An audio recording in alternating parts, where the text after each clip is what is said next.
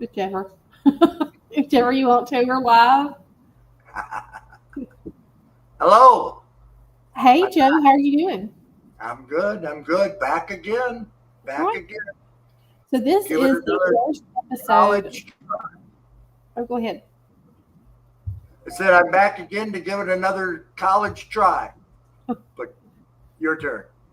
Well, then we're right here, right now, with Right With Me, and this is just us starting our journey with this new podcast that we're doing. And for those of you who don't know, our host is going to be Mr. Joseph Hansen, the esteemed writer, and I am going to be producing it and hopefully being mentored by him as I write a new book. So I'm very excited about this endeavor. I'm excited too. It'll be fun to see writing a collaborative novel with somebody who I greatly admire and enjoy talking to and doing it live. That's I think right. that will be awesome. I've had a desire to do this podcast. Well, I tried about a year ago and I failed miserably. Anybody who was watching that, just forget it. It never happened. But now with Hadley's help, I think that we got something planned that you guys are all really going to enjoy, and I hope you get something out of it. I mean, neither one of us have gone to college to learn to be a journalist or a writer or anything. We've both learned by reading and writing and knowing what we feel and seeing what we see out there in the world and having a great desire to put it on paper.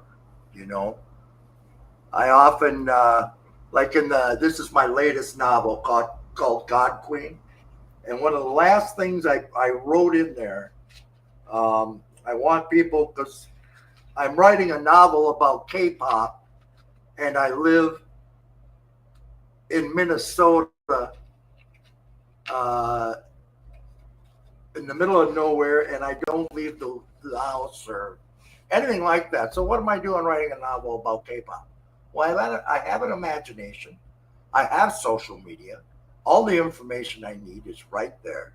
So it's just a matter of channeling it.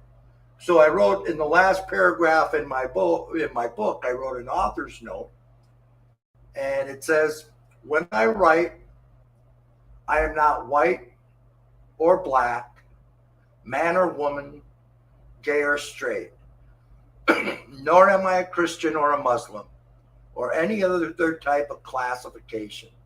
I am merely a person who picks things from the ether to be translated into something you will enjoy. And I hope you did enjoy it, that is. Bye for now." I wrote that as a point so that you know it doesn't matter who you are or where you come from. Write about what you want to write about. If you're an Inuit Indian living in Alaska and you want to write about a Zulu tribesman in Africa, do it. Do it. Just don't embarrass yourself. Do the best job you can. Get the best information you can and write it. Let your imagination flow. There are billions of stories floating around us all the time, constantly. All you have to do is pick that story out and channel it onto paper and then let somebody read it. That's what I do. Now, I have a history of teaching myself to do things, namely a writer. I've also been a sawyer. I've also made furniture. These are all things I never went to school for. I'm also a carpenter. I went to school for architecture, but architecture doesn't teach you how to swing a hammer.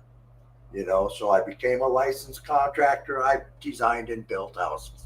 You know, I've never been one of these people that can commit to 30, 40 years in one job. I'm somebody who has to learn as I go, has to have a physical presence in what I'm doing. And it's the same way for me for writing. I don't want to be known as somebody who's just writing blah, blah, blah for sensationalism. I want to write stories that mean something. I want to write stories that people care about. I want to write things that people enjoy, which is probably another reason why I didn't write just one novel. You know, my first book was horror. I followed that up with some zombie books, you know, and then I followed that up with some military type books with the Five Roads to Texas novels. And then I wrote science fiction. I wrote a fantasy novel that has over 300,000 words. I wrote a lesbian romance. I'm not a lesbian. I know I look like one, but I'm not. And I never published that except on Wattpad, which I'm kind of getting into now, Wattpad, and giving out some free stuff, shorter stories. And then I wrote God Queen about a K-pop. Why? Because I can. And it's what, so whatever you want to write, don't worry about who you are. Divorce yourself from who you are when you go to write a novel. Like I said, if that Inuit Indian wants to write a novel about the Zulu tribes in Africa, I'm all for it. Matter of fact, I'll probably read it, especially if it's on audiobook. Did you catch any of that, Heather? I did. I caught all of it. I think the number one thing that you said is imagination. I mean, anybody can write as long as they've got the imagination. And nowadays, it's so easy for people who normally wouldn't have had access to self publication. I mean, to get published, the Wattpads. I think Kindle did away with their stuff, but there's so many little places that you can publish your free stories. I've got a free story, I think, on maybe it is Wattpad, but it's my favorite thing I've written. And it has made, I've sold no books. It's just a short story, but it's my favorite.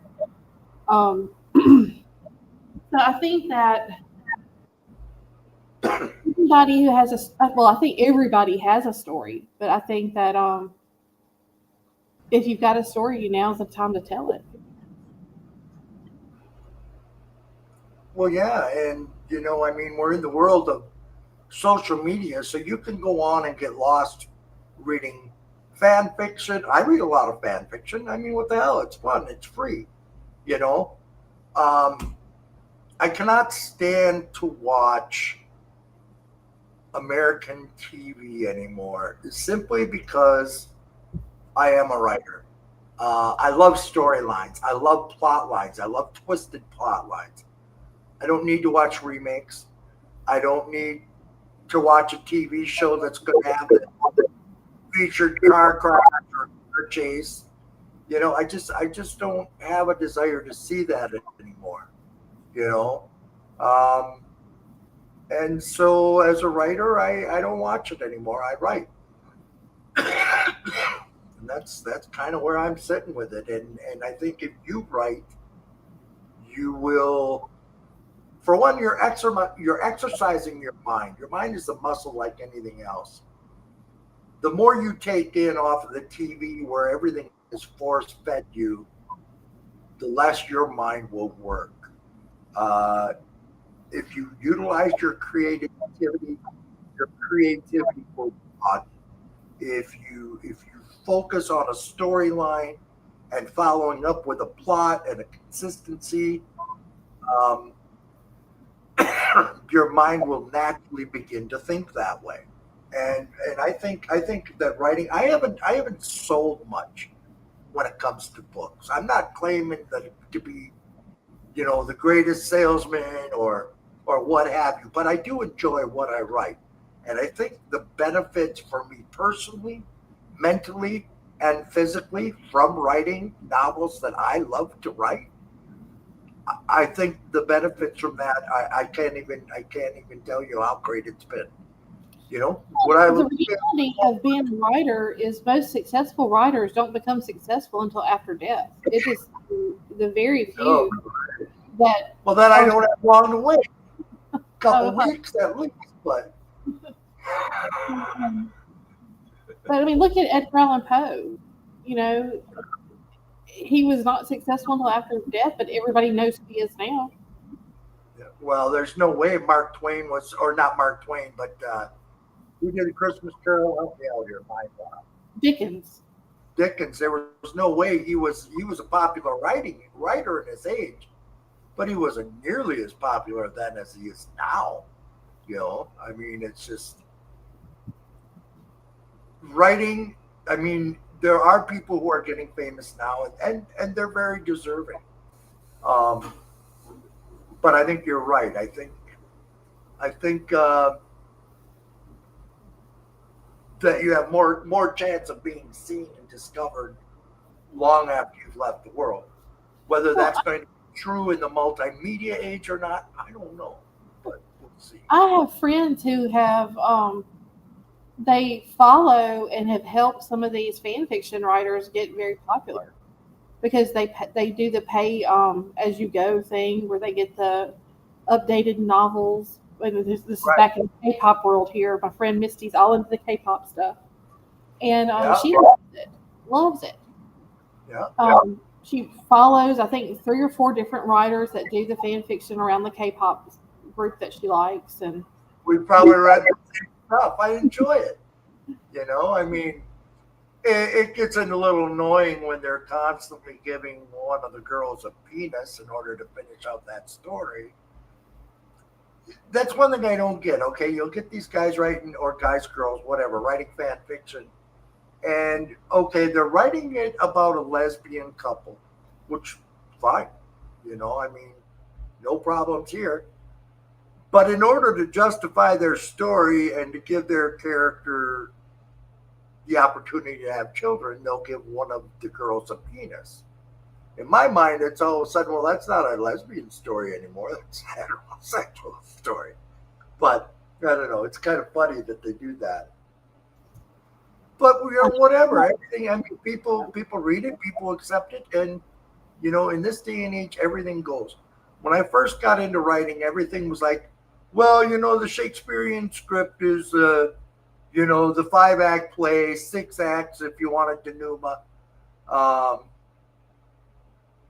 so you have your first scene of introduction, then your second scene where you're explaining the story, your third scene where you chop the tree down that your protagonist is in, fourth scene you rebuild your protagonist, and then fifth scene you have your major climax. For years, everything was written that way. People don't know those rules anymore. So you're getting things that are just totally off the wall, and a lot of times it works. So there aren't any rules. Do what you want. Just utilize your creativity to make it the best you can possibly make it. And well, if I Joe, can help you, I when you're will. getting ready to write, what do you think is necessary before you start your first book? What do you think you need to do? A keyboard. You got to have an idea of what you want to write about. Um, when I wrote Zombie Rush, which that has been changed to a different title now. Uh, when I wrote that, I knew I was writing a book about zombies. The only other stipulation is I wanted to. I did my first book, Splinter, which was a horror novel where the zombies were originally created. Um, so then when I wrote Wayward Son, I thought, well, I want something along the lines of time travel, but I also want something to have a feel like a Clockwork Orange, where we're getting into the behavioral control. So I wrote Wayward Son, and you know, it's just whatever idea you have, you can go anywhere you want with it, but stay on track with what the story is supposed to be. Um, when I wrote Cataclysm, which is my biggest novel, that's a fantasy novel. I wanted a story that kind of let people believe that the Earth was more than just a blob floating in space. I wanted the planet to be sentient, and I wanted the planet to be evolving right along with the people and the populace. And that was a good thing. That was all I had. The limitations I had with it.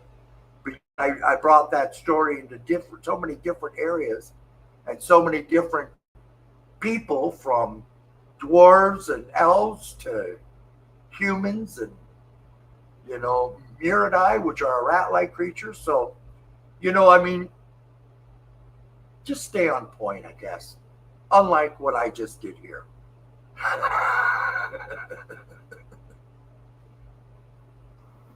No, it's great. I was going to say that for anybody out there who has not read your book Splinter, they should do themselves the favor if they are a fan of horror, because it truly scared me. I could only read it in the daytime because I didn't to read it at night. And I know you have a little blue healer in that book, and I would suspiciously look at my dog when I was reading it because I was like, "What are you thinking?" Yeah, it was not a good dog. I was very suspicious of Boo Bradley during the whole book. Yep, So, that is the first book of the No Man's Land series. And the 4 Zombie Rush books are the next 4. And then Gone to Dog, that was the one where I wanted to write a post-apocalyptic Western. That's what Gone to Dog is. It's a post-apocalyptic Western, and it's actually the 6th book of the No Man's Land series. It's a 9-book series, which is actually done, complete. well, so we know that we've got to have an idea. So you've got your idea for your novel, and you think you need to have a purpose, or do you just sit down and start writing and just work towards where it's going? Do you let the story unfold and tell itself? I develop an idea of what I want it to be like what we're writing. We've talked about the human trafficking issue, and can I reveal that? I hope so. It's too late if not. So I will sit down and I will think, what do I know about that? Well, I don't know much about it, so that means my character is going to know even less than I do. And then I develop my first character. I have a couple pages of that written, which I'm hoping next time we have a show that I'll be able to read that for you, so you can see what I did, the type of character I developed, how this person you may think is like me, but in reality is absolutely nothing like me. For one, this character actually leaves the house. I don't do that. Well, and also, yes, to the people that are interested, I am going to start as a Facebook group for the people who are interested in writing along with us, and I will be putting things like character sheets or a guideline based off some of the stuff Joe said or things that I use or that he uses. I'll include like what writing software that we're using. We'll keep up with stuff like that there. And we might do some little short videos later about those things as well. But we want to make sure that the people who want to ride along with us are. And if Joe is able, maybe we can, once we get some people given some questions, we'll have some feedback for them as well. Oh yeah, I'd love that. I'd love that. I mean, the reason why I haven't been getting into any Facebook groups lately, and I've been leaving more than I join, is they all talk about the same shit we hear on the news every day, and I want to talk about writing. That was the reason why I joined Facebook to begin with, so I could interact with other authors. Well, if it wasn't for, I never would have met Alan or you or Rich or Scott or any of the wonderful writers that I've met. And we've developed some fast friendships. I mean, you and I've never met in person, but we've already weathered stormy weather. That's Not right. between us, but around us we have. And the one thing we always knew is that we liked each other and we were going to back each other up one way or the other. And I respect that. I mean, you don't meet people like that every day. No, and I think that one of the things that I love about you, and that I think this is one of the reasons that I'm willing to take part on Sundays and spend my Sundays writing with you and talking with you, is that you are above everything else very opinionated, but you're very tolerant of understanding of other people's opinions. And I think that's something that's lacking a lot today. And I think that as writers, we have to be willing to listen to other people's ideas and understand. If you don't open yourself up, everything you write is kind of flat. I mean, I don't know if I'm Yeah. making sense, but I think that if you want to write a really developed character, you have to consider different perspectives. Well, I developed, and this I never heard this from anybody, but I kind of decided on my own that in order to be as good at this as I want to be, I have to divorce myself from my ego. I can't write about myself. I can't, you read so many novels where you can just feel it's somebody writing about their daydreams with their buddies. I wanted to be more than that. I want. So I really work at divorcing myself from who I am and Well, it's focusing almost on developing my character. in order to write a multitude of different characters. I mean, you don't want to write the same character over and over. You want to be able to No, slip into another skin and write from right? different perspectives. And that's one of the things I've always enjoyed, is to have a really evil character and get to put that skin on and write for them, because it can be very cathartic, but it's also fun to be able to do and say the things that you wouldn't normally do or say. And at the same time, to be able to, it's like I'm obviously a female, so to be able to write from a male perspective, I have to shift how I think and put myself in a different mindset to write from a male. And I've seen you do that. You write female characters very well. Um, and I think that that's what you have to be open minded and understanding of. Oh, there's Alan. Well, and when I first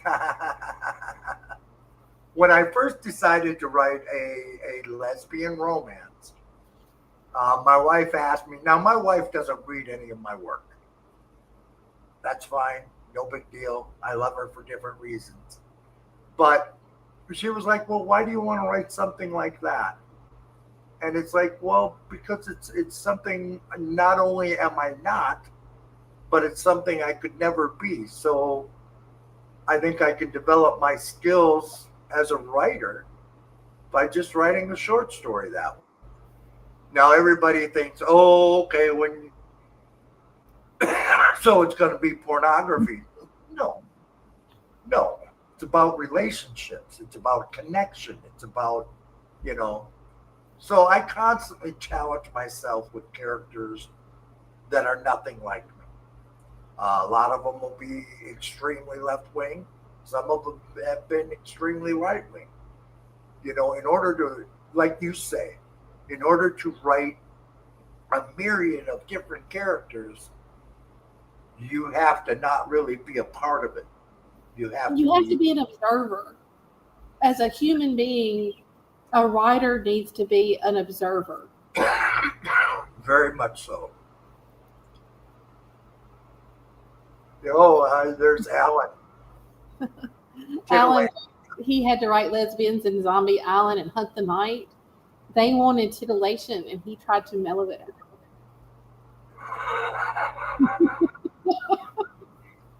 He needs help. I swear to God, he needs help. God love him.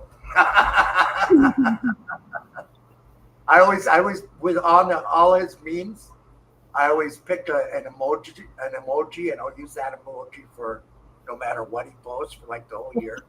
Like last year, it was all the crying face, and he put up some really super funny stuff, and I put the crying face, and I could tell he was getting pissed. So this year I switched to the caring phase, So no matter what he posts, he'll get the caring emoji. Stupid stuff. We're old. We do stupid stuff, right? I don't know about stupid. We're just entertained differently. Yeah. Well, that's what we're hoping this show will be. We'd like the show to be entertaining. We'd like Adam to ride along with us. We would like Alan to ride along with us, but he gets hung up on words like titillation. And yellow. First he doesn't know how to spell it. Then he wants us to explain what it means. But anyways, we're hoping we'll make this show entertaining for you. We are going to be reading parts of the book to you as time goes on. And basically, we're asking you to write a novel with us. Of course, if it gets big, we get all the money. That's right. We've been chasing the dollar for too long to give it up now, right? That's funny. If we were doing this for the money, we would, be out of job. We would be called idiots. Yeah. We're doing it because we're writers, and that's what we do. Writing feeds some part of my soul that nothing else does. And when I'm not doing it, I'm missing it. And that's something that I have found since I started doing the podcasting.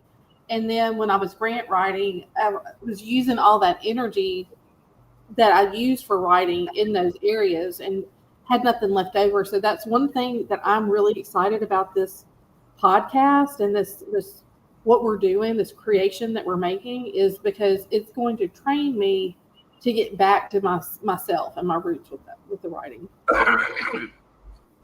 That's perfect. That's exactly what you want, because writing is a continual balance of who we are in comparison to the world. What are we to the world?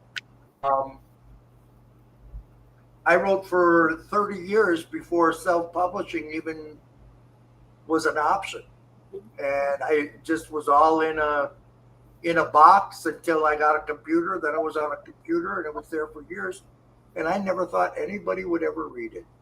I found my first novel that I started writing in college, and I've got it, that old paper that had all the I don't even know what you call it. You had to pull the paper, the holes of it off and all that. It was just that old data.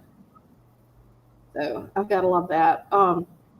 Oscar has asked I've read your question, and I used to put my novels through 2 editors, and then when people would complain about the editing, I would ignore them, because I decided to trust those people who did the editing, and everybody's an armchair quarterback. If you reread it and see things that you don't like, then by all means you should go back and fix it. But if you reread it and you're still happy with it, keep going, brother or sister. Oscar is a man's name, right? I think Oscar's a man's name. So I know that for me, I'm dropping stuff. When I started writing my first novel, when I first started writing, I was so hung up on finding the right publisher, and what did I need to look for, because I didn't understand what they did. And it's like, do you want a line publisher? Do you just want an editor? What do you do? And all those were questions that I think that we should cover at some point, because I just did not know what my expectations should be. And then you have some people who were charging so much money and they weren't really doing much, and other people who were barely charging anything and they did a lot more. So it's just I think it's something. It's what they did right. Is what they did right. So, okay, the way I write is I write the novel out rough, start to finish, without outline. And then I spend twice as much time revising it. and I go through each chapter, each paragraph, and I break them down and shuffle and fix and what have you. And I do all that before, so I've written it twice before I ever send it to an editor. And then the editor shows me what an idiot I actually am. That's how I do it. Hadley, on the other hand, likes a nice strong outline, and she can tell you what she does. Well, I try and do an outline. That was kind of one of the things that I'm real bad about, not knowing where to end a story. So I have to have a place where my story is going and to work to it. So it's a very basic outline, but it's just kind of like these are the points you need to hit, and this is the road map to get there, and just try and work right towards those goals. But there are times when I've had times when characters have shown up that I wasn't planning to be in a book. I was planning to be in a later book, and they show up that were supposed to be weak contemporary turn out to be major players. Yeah. Well, the books that I've written are actually the core story of the story I'm supposed to write. So now, what Oscar is saying about self-editing and keep going back and doing self-editing, I don't do that. I write it all the way through without interruption because that's my flow. That's my storyline. And I think that's what I'm doing with my rough draft is I'm getting my flow for the story. To keep going back and fixing things as I go when I'm going to revise it anyways, I may go back and fix something 2 chapters back because it doesn't fit with what I'm doing here. And then by the time I get to here, I got to go back to that point A and switch it back or change it again. So write the story out. This is my recommendation. And I've been wrong before. You can ask my wife. She'll tell you I've been wrong at least 100 times. At least. I don't think it's much more than that, but it's at least 100 times. So I would write the story from point A to point end right from the start. And I wouldn't go back and fix a thing, not even if I changed their name, until revision. And then once revision starts, before I start revision, I would go through my search and change all the names I want to change, and then go through and track my changes as I go through revision. That's how I would do it with Word or Scrivener. I use both programs. And their Scrivener's really good. That was recommended very well. And there are some really good free programs out there too. I've seen that. So we'll have to do like a top 10 list and kind of poll our friends that write to see what they're using. But Alan is saying he needs to start writing again. Yes, Alan, you do. Alan and I had started. Well, I think Jeff, you might have been part of this too. But I had a idea for a kind of like a serial podcast called Blood Air. And Alan wrote a really good story with it, and he posted it the other day. And I was thinking, it was such a good idea. And I had people tell me, let me know when that gets written because I want to buy it. It was that good of an idea. Are you cheating? I'm not. You're cheating on me. No. Well, my best friend, Alan. Oh, you're such a trap. I am. But I think that we should do a screenplay with Blood Air, Alan. I'm calling you out right now. Joe should join us. I think a group of us should do a screenplay and get us a movie made on Tubi. Well, Alan would want me involved, obviously. That's not true. Alan loves you. All right. Anyway, that's pretty much the show for the week, isn't it? Or did you want to go on? Should we keep talking? Well, no, let's go ahead. I was going to say that I'll be setting this all this up. If you're not part of the Weird Realities group, be sure to join that group. I'll be posting information about Write With Me and where you can find us on Facebook, YouTube, and Spotify and all the stuff. So Joe and I are going to have fun, and we are inviting you to join us on this group. Sorry. My roommate.